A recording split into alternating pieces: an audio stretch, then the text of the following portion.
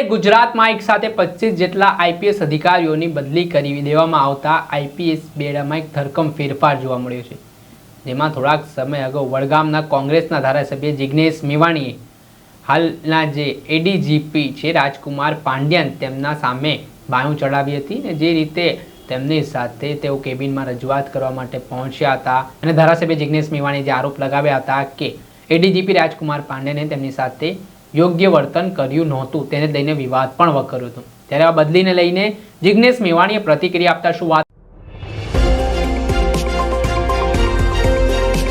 નમસ્કાર દર્શક મિત્રો, સ્કાયનેટ મીડિયામાં આપનું સ્વાગત છે। હું છું ફૈઝાન।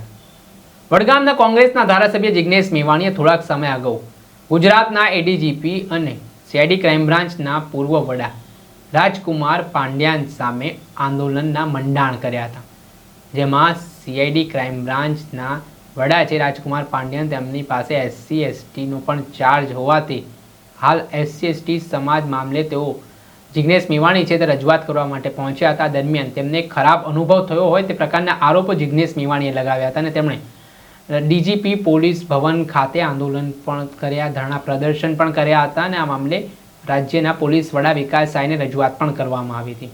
ત્યારબાદ જે એડીજીપી છે રાજકુમાર પાંડ્યન તેમની બદલી કરવામાં આવે તે પ્રકારની માંગ પણ કરવા ત્યારબાદ જિગ્નેશ મેવાણીએ જે એડીજીપી છે રાજકુમાર પાંડ્યન તેમને સસ્પેન્ડ કરવામાં આવે તે પ્રકારની માંગ પણ કરવામાં આવી હતી।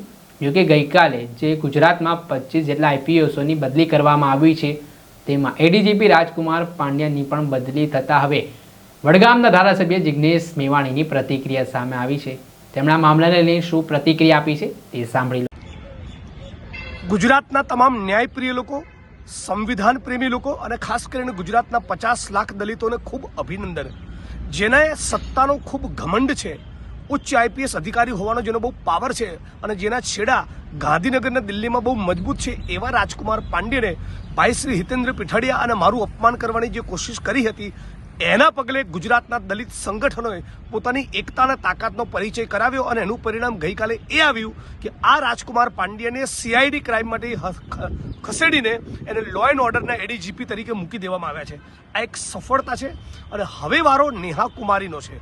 મહીસાગરના કલેક્ટર નેહા કુમારીએ જે પ્રમાણે દલિત, આદિવાસી, ઓબીસી સમાજનું અપમાન કર્યું એની પણ ટ્રાન્સફર થશે, એને પણ સસ્પેન્ડ કરાવવાની છે અને એની સામે ગુનો પણ દાખલ કરાવવાનો છે।